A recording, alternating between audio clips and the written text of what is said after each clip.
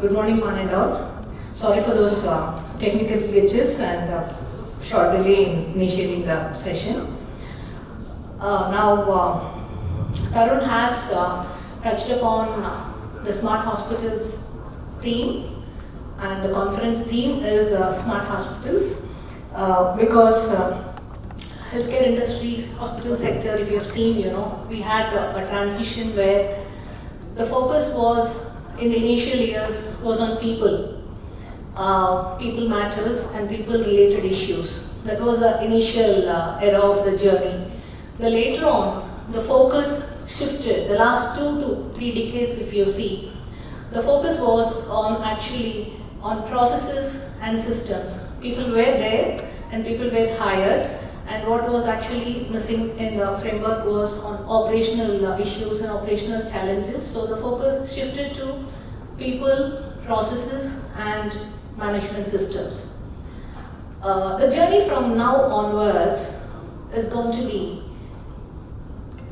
a smart engagement. The smart is going to be the future. So when we say the smart hospitals, what we mean is smart technologies, smart people, smart systems, and smart engagement with your customers. Those are your patients actually. So when we started this conference theme, we had lots of questions fired at us. What do you mean by smart hospitals? So is it, are you trying to tell us that we doctors don't manage our businesses smartly? All these questions were actually fired at us, and we got all those responses.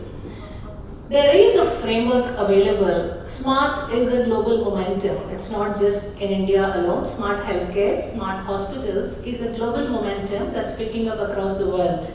So there is a framework that is available for smart hospitals, which says smart does not mean that it is digital. Smart does not mean that it is tech-driven alone. Smart hospitals framework is built on 3 pillars. And those 3 pillars are the operational efficiencies. Any entrepreneur, medical entrepreneur, a hospital owner has to build these 3 pillars to be a future smart hospital. So the first pillar is the operational efficiencies. How are you going to work on that? The clinical competencies and the clinical excellence, and every medical professional has to focus on that. The third pillar, which is a very strong pillar, is the patient centricity. If again hospitals came back and said, are you trying to tell us that we are not patient centric, are we not patient focused? But the patient centricity that is actually catching up across the globe is very intense. Everything is actually revolving around the patient. See, this is what is happening because the consumerization of healthcare is happening across the globe. It's not just in India. Patients have started demanding things like consumers. So every medical entrepreneur has to really focus more on the patient centricity related issues. So keeping in alignment with the conference theme, keeping in mind with that, we have created a panel discussion exclusively on the Smart Hospitals framework. So what do smart hospitals focus on?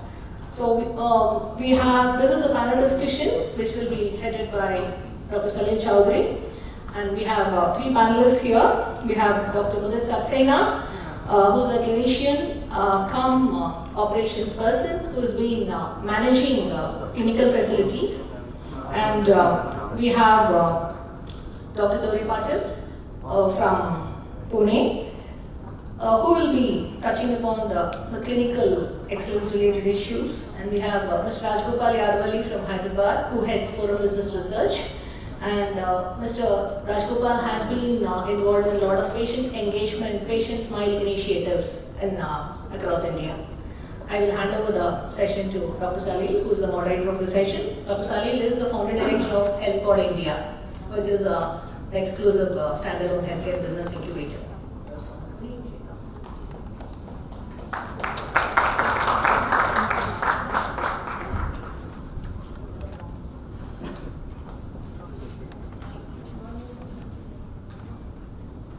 So thank you, Ramana, for the brief introduction. One of our panel, Dr. Gaurav Patil, is running a little late. He will be joining us in another 5 minutes. In the meanwhile, I would like to introduce Dr. Mudit Saxena. He is the managing director for Home Hospital chain, which is into mother and child care. Mr. Rajgopal from Forum Business Solution. We have experience software for patient centricity and their experience. So when I heard first about this topic, smart hospital, the only thing came something related to IT. So most of the doctors also told me, are you talking about IT here? Then we told, smart is not just IT. It's more about how you become smarter in operation, smarter in the clinical outcomes, and smarter in your patient satisfaction. So first thing I would like to start with Dr. Mudit Saxena. You have experience in working in most of the bigger chains in India. When it comes to making a smaller hospital smarter, what comes to your mind first and how it can be achieved? Thank you, sir. So, if you look at smaller hospitals, usually experiences have been working with about 350 to 800 bed hospitals from, and then working with something which is as small as a 50 to 50 bed hospital. I think when you look at smaller hospital, I find them more interesting spaces. And if you can be more smarter there, because I think it's a smaller, first of all, physically it's not a spread out design. So if you look at a 800 bed or a 1000 bed hospital, they are huge spread out designs. Each floor will have more than about about 80 to 100 patients on a floor. And it becomes technically very, very intensive from both manpower perspective as well as from resource perspective. When I say resource, it's not only manpower I'm talking about say infrastructure point of view, housekeeping, cleaning, maintaining toilets, rooms, everything. And accordingly, each one of these things contribute to the cost. It also comes down to your electricity utilizations, it comes back to your TV, fans, etc., everything which comes into these hospitals. Smaller hospitals, what I've noticed is they're being smaller in size, it becomes more efficient. Cross-utilization of people and facilities is far more easier if handled correctly. And at times what I'm also finding is that the usual trend is that we keep talking about the ratios, say manpower ratios, or cleaning ratios per square foot areas, or we are talking about various parameters. They are very different in a smaller hospital. Just for say example for a nursing home, which is about 35 to a 45 bed hospital or a 60 bed hospital, you can actually clear one floor with in half an hour or 1 hour, the whole your whatever housekeeping people are there, and you can quickly jump over to the next room and start doing that or a next floor. Unfortunately, it doesn't happen in bigger hospitals like that. Though we can work on the number or a room ratio, but someone needs to monitor in terms of from administrative point of view in a smaller hospital, where the leakages are, in terms of people not getting down. They would invariably say, I'm only in charge for this floor, I can't go down the floor. And I find it very odd because in a bigger hospital, the same gentleman would be taking care of about 35, 40 rooms. But when you put him in a nursing home area, he'll say, no, I'm in charge for this floor, I will not go down the floor. So I think there, if you monitor them properly, and you set the bandwidth and the assumptions right in the beginning, you can make it far more efficient. And the leakages, I think, are equally at both places, both in a smaller hospital as well as larger hospitals. But I think larger hospitals, because we do a lot of input in terms of security and monitoring, it doesn't happen in smaller hospitals, because smaller hospitals are more or less owner-driven hospitals. And these owner-driven hospitals are more on, I know him, his grandfather was my grandfather's son, or some story they will tell me. So when you talk to these guys, no, I know him from, since prehistoric last, generation or something. Not realizing that at the end of the day, he can walk off with a bandage, he can walk off with a micropore, doesn't matter, that kind of things I have.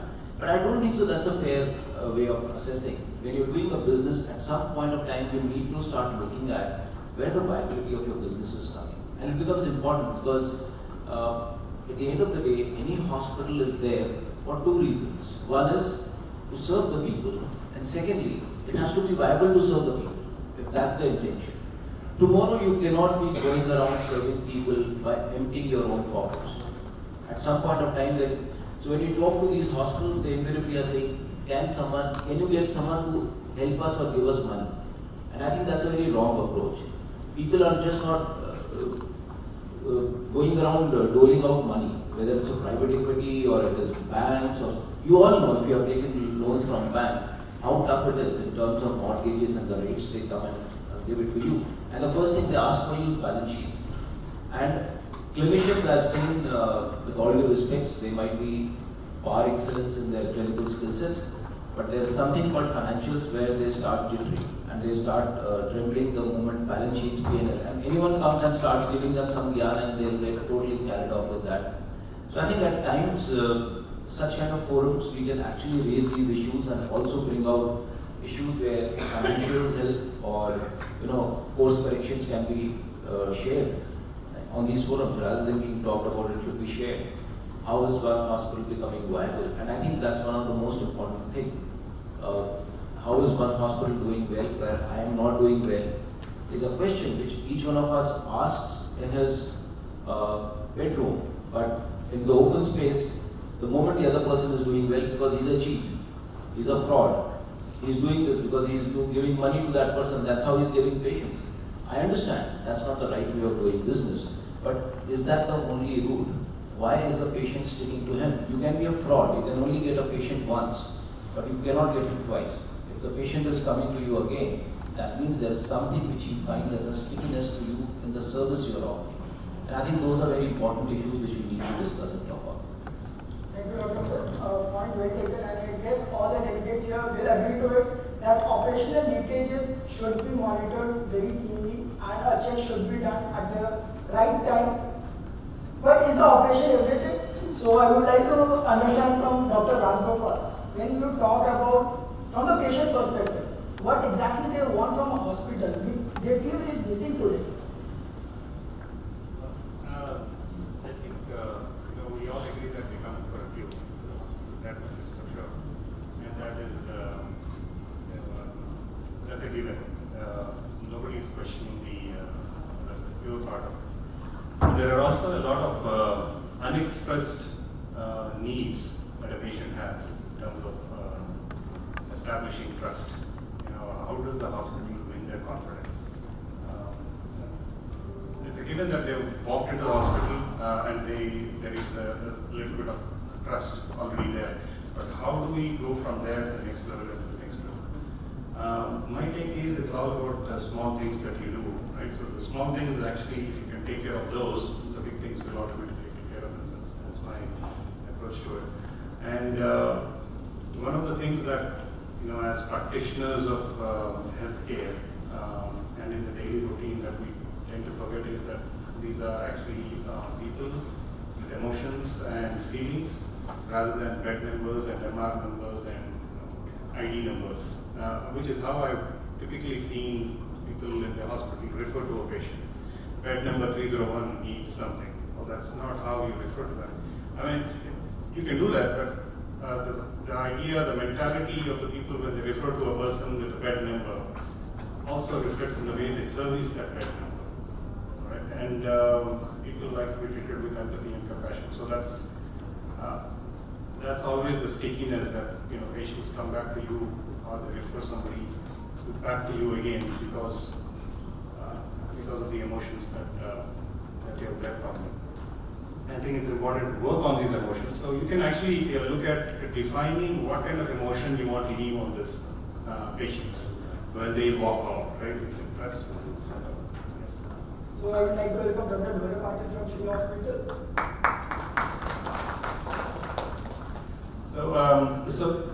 So when you are running your own hospitals, always think about what kind of emotion do you want to leave them by the time the patient walks out of your hospital. What should they be thinking about your hospital? And then design your processes, design the way your interactions are working around those emotions. So, for example, a common thing could be trust. So how can I develop trust? And you can give this as an exercise to your department heads. How can a reception win the trust of the trust for the patient and their attenders. Don't forget the attenders. Because the idea is, everybody who touches your hospital, you want to convert them into a salesperson by the time they walk out. You want them to refer more patients. And this is the only long-term sustainable growth model that a hospital can take up. I can assure you, everything else is short-term.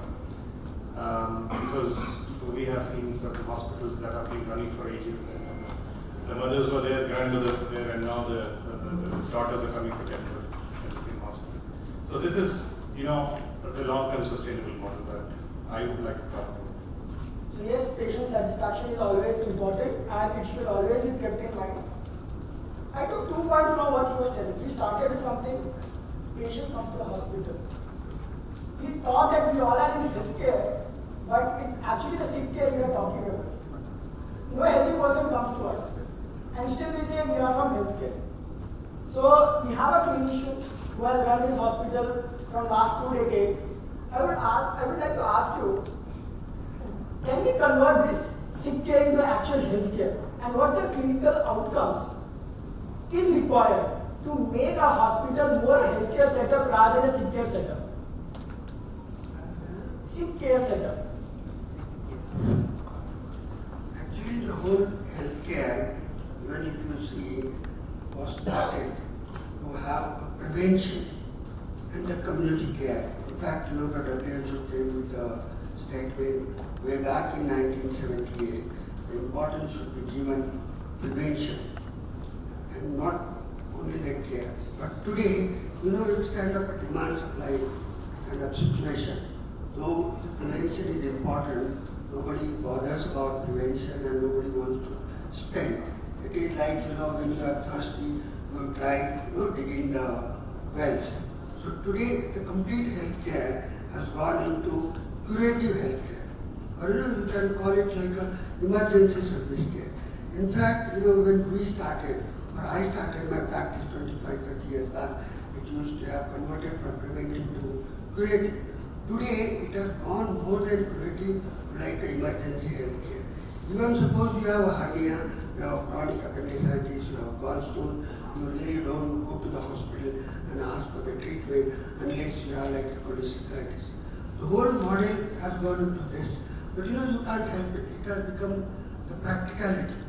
But still, when you build a hospital, one must, think about this preventive care, community care, and then think about curative care. But even today, if you see the insurance, Mediclaim policies and all that, everybody is concentrating on curative hospitalization. I was just reading today morning. They say 24% of the rural sector and 18% of the urban sectors. The families have become debt-ridden because of the health spending. Now this health spending is not only on hospitalization. Today there are lots of insurance companies has come forward, to take care of that. But it is because of their outpatient treatment, which involves the medicines and even the diagnostics. And today even the insurance companies don't, provide for this OPD care. Even if you ask any family, the total whatever they spend in a year on an outpatient and the inpatient of a whole family, it is more on an outpatient care than even inpatient care. Today we all talk about hospital beds in the nationwide, what is the inpatients and hospitalization costs. But we don't talk about the OPD care. So we must see it holistically or overall balancing and start thinking about how we can treat the patient at home, give them OPD care, how to reduce the prices of medication, diagnostics, and then the healthcare model will be really sustainable. Thank you, Doctor. So just to add to just to add to what he was saying, I think if you look at the current trend in healthcare and to answer what Salil is asking on is curative. I don't think so it's totally curative. Can I get a little of someone to speak?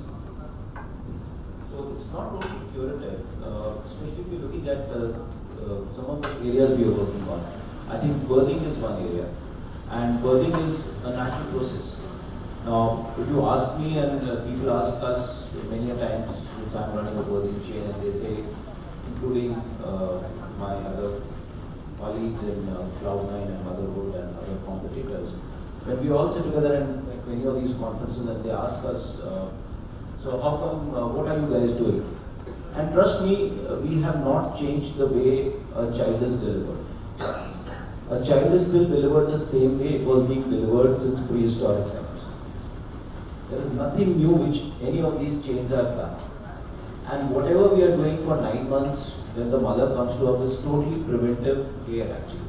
We are looking at the ANC, and we are only looking at how the mother is able to deliver a healthy normal child. And that's the focus of this birthing chains or units.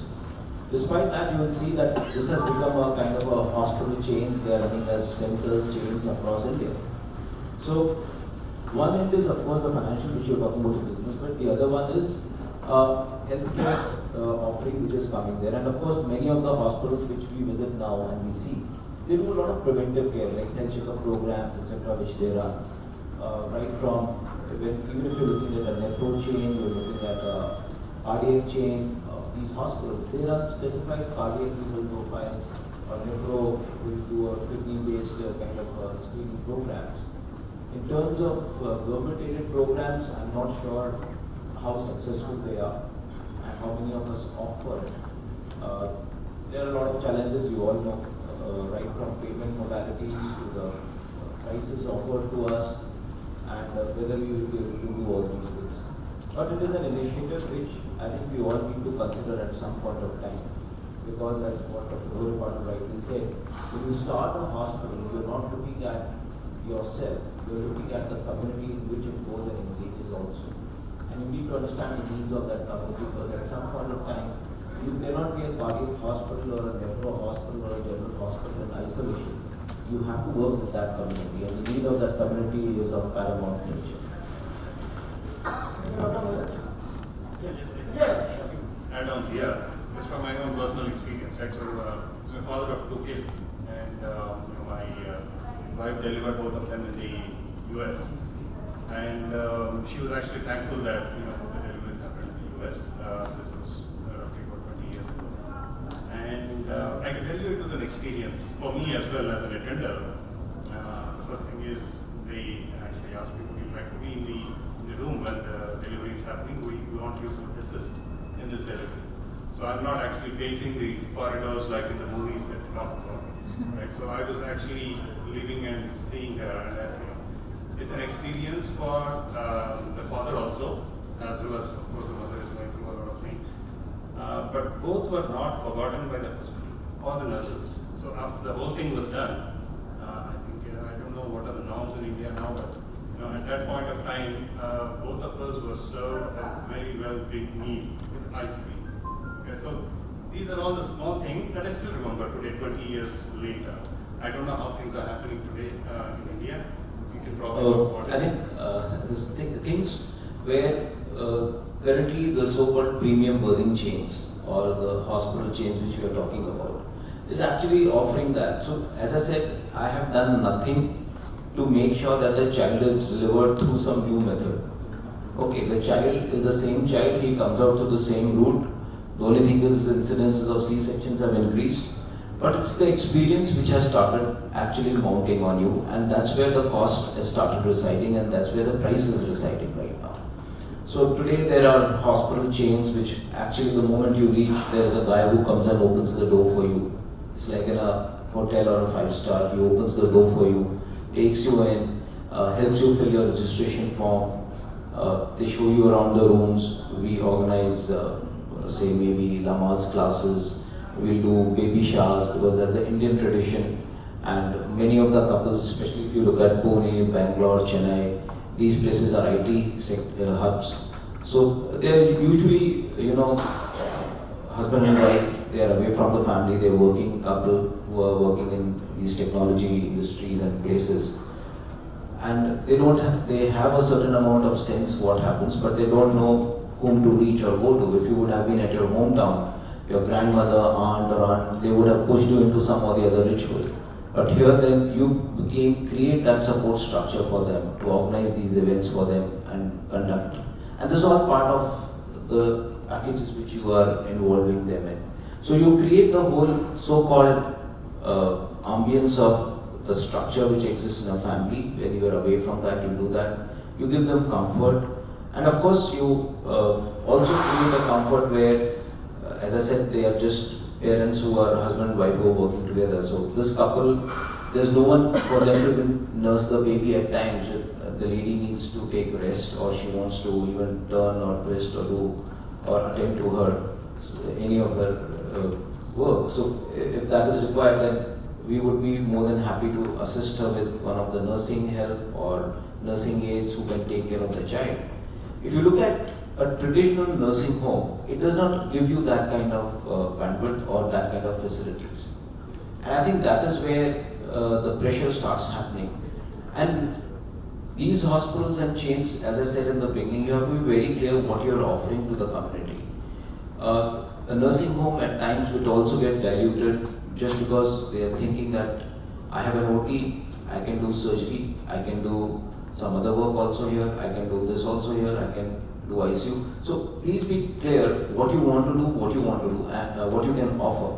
And that creates the whole paraphernalia around it. So my nurses are trained for it. My nurse will not be trained for an ENT mastoidectomy. My nurse in the OT, if you ask my nurse, would you like to assist us in gallbladder removal or a cholecystectomy, they would not even be able to identify what is there to be put there or not. So that's the kind of culture you develop, that it becomes like a production line where you will only do specific products in these nursing homes. And that's why you see this spate of birthing chains or cardiac chains or nephro chains, because these guys are totally focused and specialized, and they do long high-end cases also in that.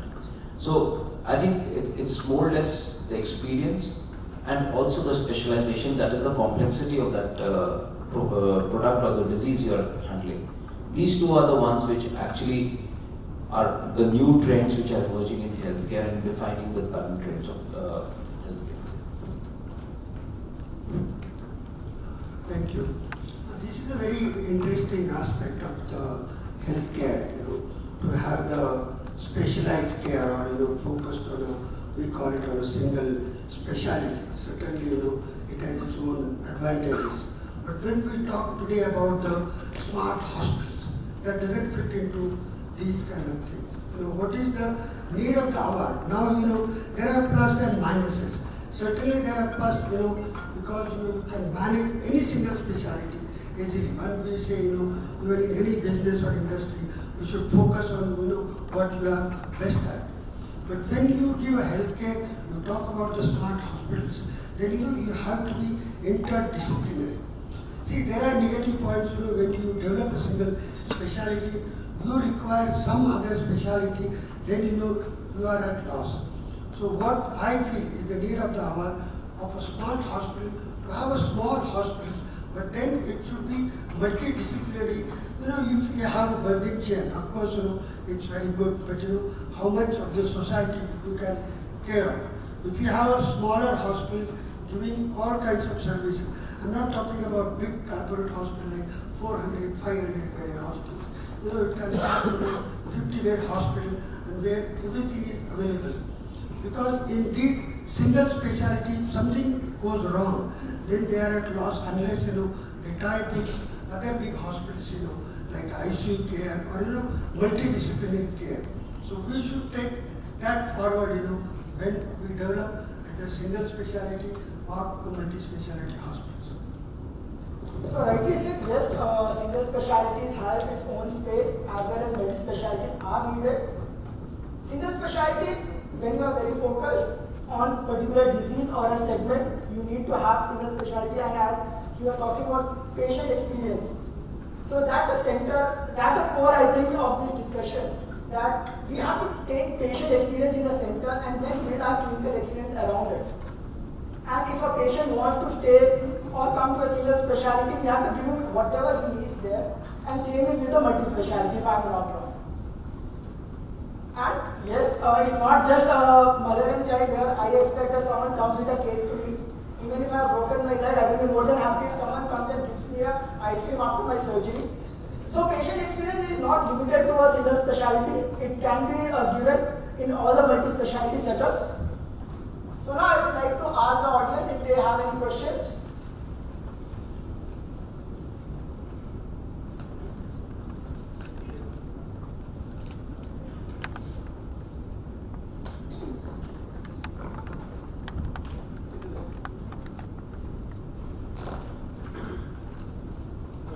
This question is for the Burger chain kind of hospitals. What exactly what Dr. Dori Patil said at that point, what do they offer a solution in case patient needs a bad medical emergency, which will not happen regularly, once in a while it will happen. So how they tackle it? What is the ways and the means of doing or tackling that emergency? Or because at that point of time I have seen patients become very uncomfortable that suddenly something else comes up and some other doctors are either they are called for or the patient is shifted to some other facility. So how that particular issue is solved? Good question. To answer that, I think first of all, when you are looking at your patient, I think when you're doing a follow-up with him for almost 7, 8 or 9 months, you actually pick out who is going to be within the realm of your infrastructure, whom you will be able to deliver there. As a policy, all of us are very clear that we are not going to do any cowboy medicine there. This is not a center to take risk because it's person's life. Just because you are very sure that no, I can handle it, please don't do that. If you think that a risk element of certain higher percentage exists, please refer it to a bigger center which has a backup of an ICU, blood bank, physician backups, even if required you need a dialysis. All these are important areas which you need to look at. Up to a certain level, we only handle it. I will not deny like PIHs which comes in, eclampsias which comes in. We can handle that. But beyond a certain level, we don't. And we have tie-ups with other hospitals in case of an eventuality. So we have always got consultants on board who will come and assist us. Also, if required, I can transfer them to a birthing chain. If you look at these hospitals, none of them have an investment into a blood bank. Now, please tell me how many nursing homes also invest into a blood bank? We don't. Despite that, when we do surgeries, we require blood. And at times it's an emergency, but within 45 minutes to an hour max, we can do that. And the same structure applies to these areas also. So this is the kind of a structure which all these hospital chains have done. Secondly, when you're starting a hospital or you're running a hospital, I understand that you invest into it. But you have to be equally conscious of the fact that you want to serve the population, and it goes back to my opening remarks when we start this conversation, that you need to understand tomorrow you cannot be running a hospital which runs into losses when your whole objective is to serve the community. If you are going to run into losses and you're not being able to serve the community, then it becomes a challenge for you. Because your main objective is loss. So you have to look at how much amount of input you are going to put into that. That means the investment you will put into that. You should know what you can chew and what you cannot chew. Please do not try to do something just because it happens once in a year and you will become the biggest or the best. I have known doctors who have gone and brought the world's best MRIs, invested into CT scans, and then you ask how many MRIs we do. We do about 5 or 6 a month. Now it's a problem. I have to actually put EMIs. I'm not able to pay bank loans, all this CTs, MI. And then invariably the pressure becomes so much at some point of time that you overprescribe something. And I think that is not the right way of treating the community or people at any point of time. So I think we need to be very conscious of the resources we are going to deploy, because that is also money and that will result or affect my viability in the long term. See, thank you so much. You put a very nice point about these business models. But what we are talking about, the quality care and the business model, these are two different things. Running a business, either you run at a single specialty, Even if you run a clinic also, it's a business. You open a family clinic, someone like friend of mine, take 10 lakhs of loan, get a room and start a practice. And he may not be successful, he can go into debt. So it's not a question of, how you start a business. So running a business is a different thing. Even if you have a single specialty birthing chain, the business model, how to run that business is totally different than, what we are talking about giving quality care. Either you can be a family physician, a practitioner, and what quality of care you give. Then you can be a simple, small nursing home, 5 bed, 10 bed, 15 bed.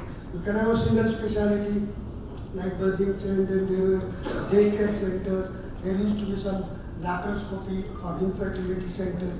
Then you have bigger nursing homes, then you have 100-bedded hospitals and big corporate hospitals.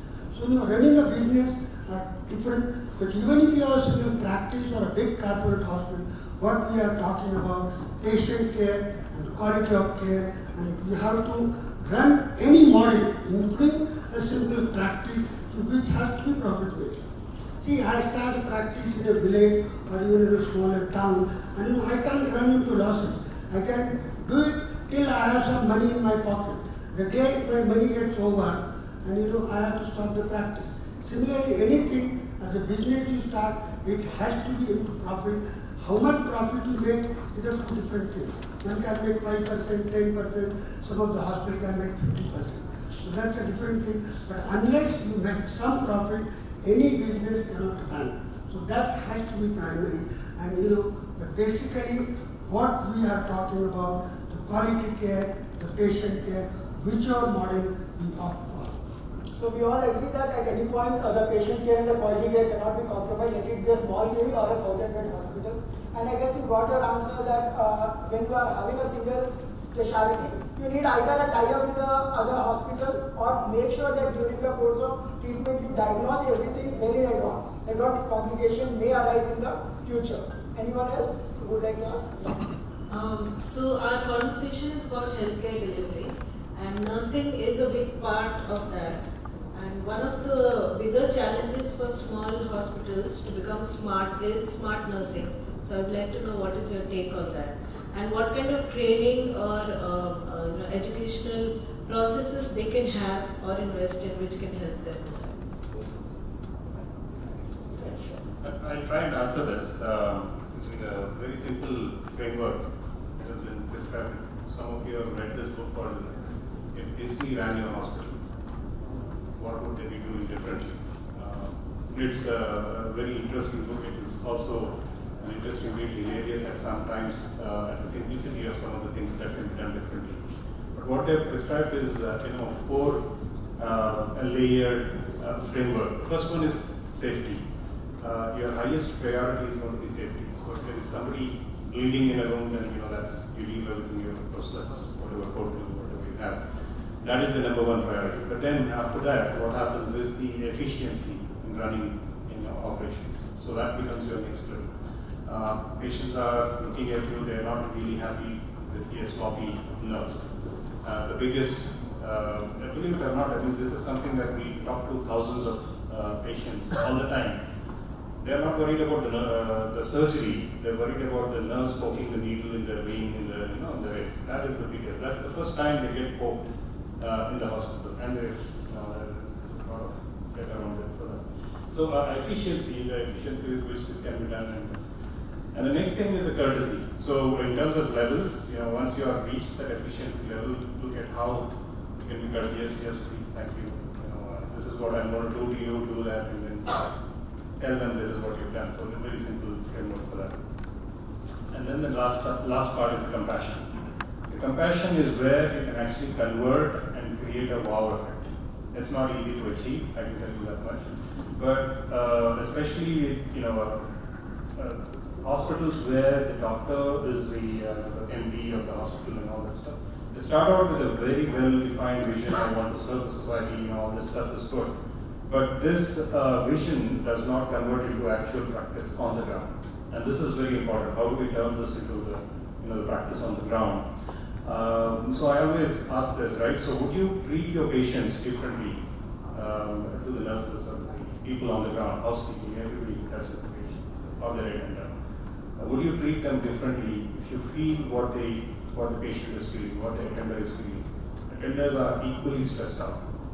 Patient is sometimes unconscious, they're even sleeping and they're less bothered. But attendants are stressed out, they worry about the patient health, the finances, the kids at home, and the workplace that they have left alone and come. So there's a lot of things going on in their minds.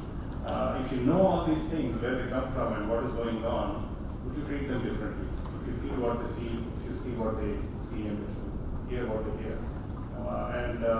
If it is your mom, if it is your dad, your brother, is that how you want to treat them? Very simple questions. You frame these questions to the nurse, they will automatically move forward. So exactly. So you want to say that the should be strength and empathy towards the patient, as well as the clinical expertise, which need to be done through the various trainings for the specialty they are working. Thank you. Anyone else? Yeah. Someone can pass the mic. Yeah.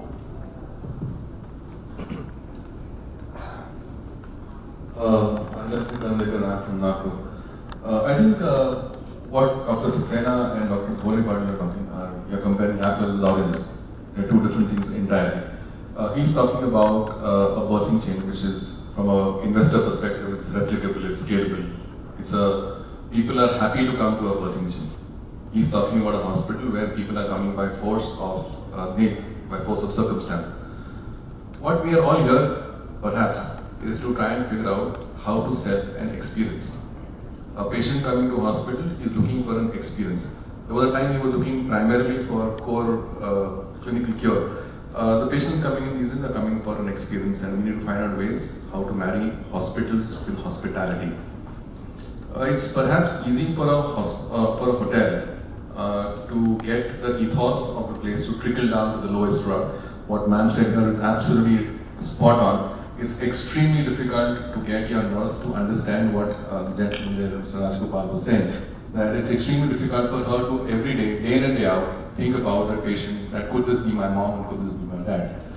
So getting the ethos to trickle down to the lowest rung is what is going to turn the experience to not necessarily an unpleasant experience. It can be a visit to a hospital, it can be a pleasant experience as well. And we are perhaps here all to learn on how to do this. So your take on that. What we've done in the last 6 years as part of Forum Business Research is we've worked on how to, let's think about this as a manufacturing setup. If you have a manufacturing setup and there are operations efficiencies, we monitor metrics everywhere, the number of units produced, time spent, resources spent, and all this. But how do you measure the service quality? Right? So this is very interesting. There are a lot of researches that we've gone through. Behavioral economics, psychology, applied to the patient context. And there are frameworks available now to measure this experience on a continuous basis, not just, don't do a perfect tag on the day of discharge. That's postmortem, in my opinion. That has already happened. Why did it happen now? We are actually digging through and hopefully finding ways to not do it next time. But the idea is that the patient is walking out already unhappy, and he's going to talk. You can be assured of it, he's going to talk, and he's an internet savvy person, he is talking on the internet, which is there for the rest of your life, or the hospital's life. So you want to ensure that it does not happen, and if it happens, it better be a good thing that they're saying about the hospital, right? So there are frameworks available where you can actually continuously monitor the patient experience, convert any kind of a small negative impressions that they have had in the last day or two, recover the service before they leave the hospital, and ensure you also encash the goodwill by having them speak about you on the social networks that are available. What you have raised the question is perfectly all right. It's a patient experience. Now we again are talking about the patient walks in, gets the treatment, and goes home. Yeah, or before going home, he makes some complaints and some discrepancy in services. But even having before that, why there is, we call it accreditation of the hospitals. It has come from the West, and the more importance has been given. See, everybody starts a hospital. We of course have a trained doctor, who is qualified doctor, we have qualified nurses. The day you start a hospital, you employ everybody. But that doesn't mean, that you will give the best of the treatment for the patient care, maybe for a few days, right? You are MS or MD or even the nurses. Why you need accreditation? Because it's an ongoing process. It's a dynamic industry. Even like a hospital, you go to a 5-star, 4-star hotel and you say, look at the way you have been treated. But it doesn't come just from the heaven.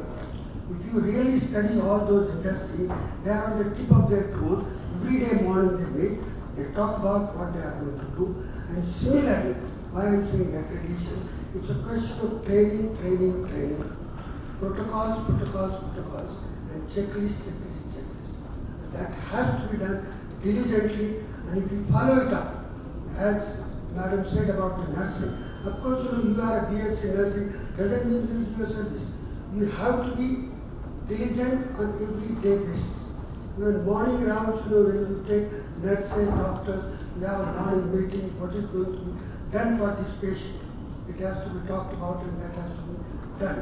You can't just depend, he is a MD doctor, so you will treat him. You have to ask him what are you going to do for next 24 hours or till your next round.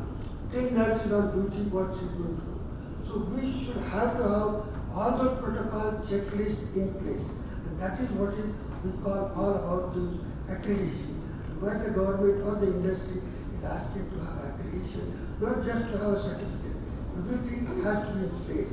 So the patient experience has to be, as someone said, lots of research has been done, where it went wrong, what is the patient experience, and that is how all those accreditation things have come up and everything has been in place. If you really want to have a good experience for the patient, then you have to work it on day-to-day basis, and patient-to-patient basis, care has to be discussed. So thanks a lot on this.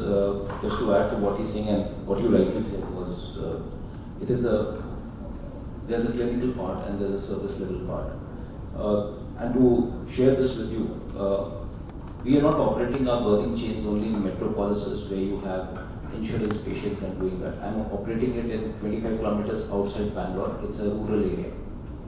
You will be surprised. I'm still doing a normal delivery at 45,000 there, and I'm doing which is at par with the nursing homes which are doing there. But you will be surprised, my patient footfall is higher. The reason is when I ask the patient, why do you come here? You are earlier going to those nursing homes. They said, sir, the rooms are bigger, at least not bigger, they have well ventilated.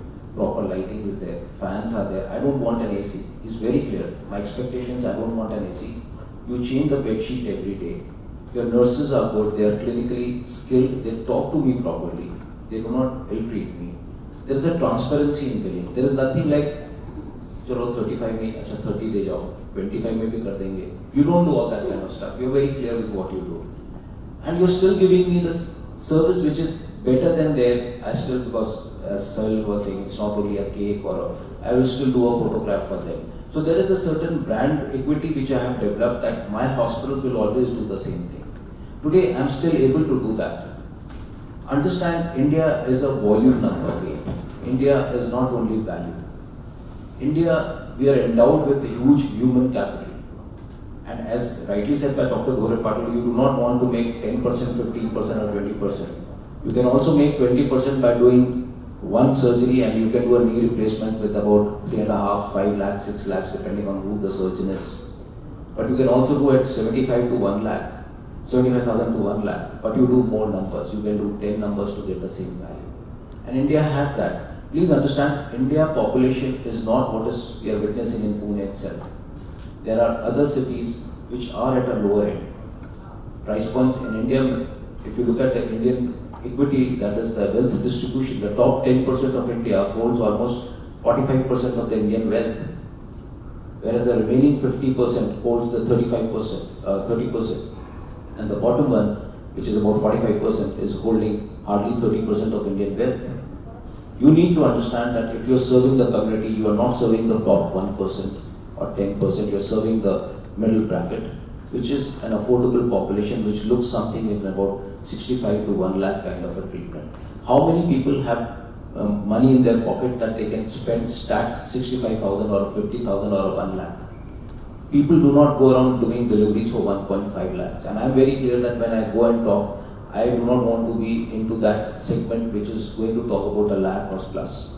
We look at the specific population in terms of the target segment where we will offer our services. And I'm also sure that I can still replicate the same services which are available at a premium chain into this. Because you do more numbers. You don't have to do less numbers and make more. Because then you will be able to do more service to the community in which you are working. So I think the principle lies in that. Where you need to, and I'm not saying they are right or I am wrong. It's basically how you want to perceive your devotion, your business, as well as how you perceive your commitment to the community. So I think that's where you have to be very, very conscious when you define your healthcare setup. Thank you, Dr. Mudit. And I know there are many questions, but we are running out of time. So that's the reason we have a conference session in the second half where you can ask all of them whatever questions you have. So thank you all. Thank you, Dr. Patil. Thank you, Sheraton. Thank you, Dr. I request all the panelists to be on the dais for 2 minutes, please. The felicitation session, 2 minutes. Can I request Mr. Ram Natesan, Group CEO of SRM Group of Medical Institutions in Chennai, to felicitate the panelists.